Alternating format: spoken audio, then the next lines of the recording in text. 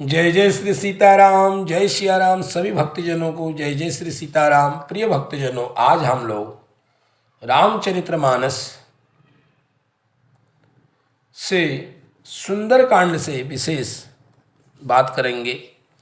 गोस्वामी तुलसीदास द्वारा रचित सभी कांडों का वर्णन है।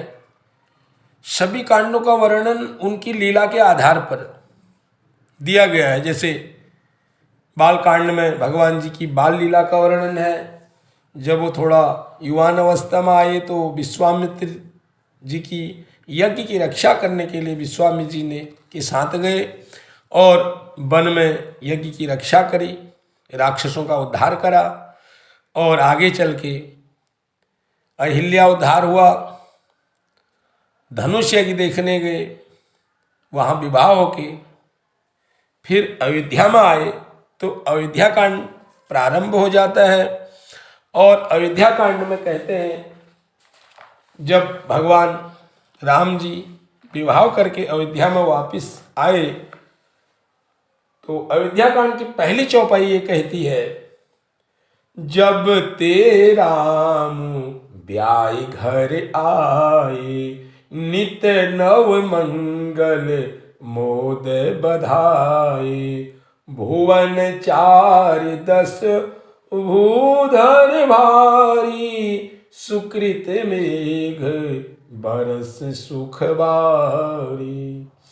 भगवान राम जी जब ब्याह करके घर आए थे, अयोध्या में आए थे, तो अयोध्या में नित्य नए मंगल होते रहते थे, आनंद के बधाई बजते थे और भारी पर्वतों पर पुण्य रूपी मेघ सुख रूपी जल बरसाते रहते थे।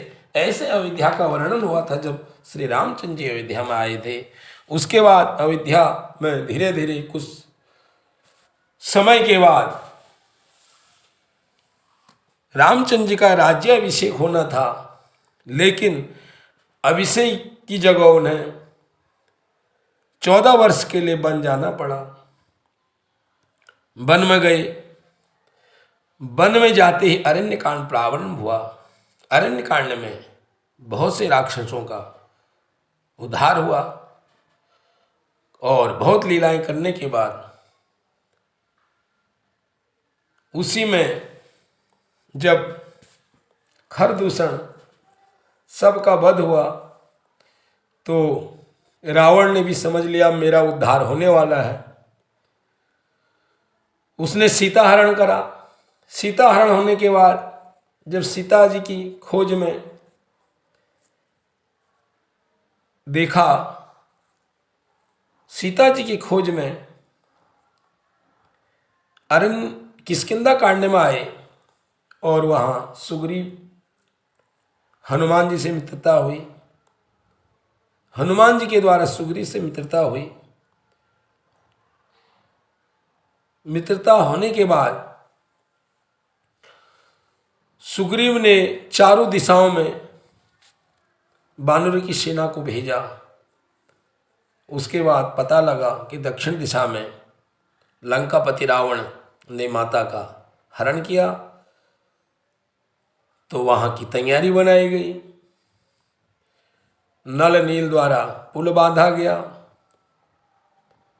और उसके बाद लंका कांड में प्रवेश किया। लंका कांड में सबका वध होने के बाद जब भगवान जी वापिस आए तो उत्तर कांड में प्रवेश हुआ। इस प्रकार कांडों की हर एक कांड का वर्णन किया गया है। लेकिन अद्भुत यह है कि सुंदर कांड यथा नाम तथो गुणो, इसमें 8 बार सुंदर शब्द का प्रयोग आया है। और सबसे पहली बात यह है, जैसे अयोध्या कांड की पहली चौपाई, उसी प्रकार से सुंदर कांड की भी पहली चौपाई में ही पूरा अर्थ का वर्णन है जो अद्भुत है। जामवंत की बचन सुहाए, असुनि हनुमंत हृदय अति भाए। आह, सबसे बूढ़ा व्यक्ति रामादल का जामुन जी और सबसे युवान व्यक्ति हनुमान जी एक बूढ़े व्यक्ति की बात यदि एक जवान मान ले तो वो घर नहीं, वो देवालय बन जाता है। यहाँ पर ये दोहा ये चौपाई यही सिखाती है कि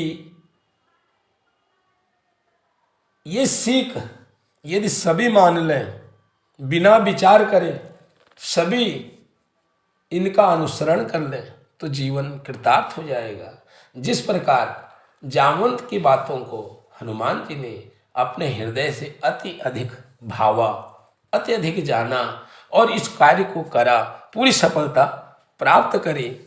लेकिन आज के युग में ये बहुत कम देखने को मिलता है। रामायण में एक रामायण में कहा गया है, माता पिता गुरु प्रभु के बानी, बिनहि विचार करहि शुभ जानी। माता पिता गुरु प्रभु कभी कोई गलत कह ही नहीं सकता है, लेकिन इनकी बातों को बिना विचार करके शुभ जानना चाहिए, शुभ कार्य करना चाहिए। जिस व्यक्ति ने अपने हृदय में ऐसी बातों को मान लिया, वो व्यक्ति जीवन में सदा निरंतर सुंदर कांड की तरह हर चीज में सुंदर बन जाएगा। ऐसा जीवन को कृतार्थ करने के लिए और इस ज्ञानवर्धन वीडियो सुनने के लिए, देखने के लिए आप लोग बने रहें, अपने जीवन को कृतार्थ करें। जय जय श्री सीताराम, जय सिया राम।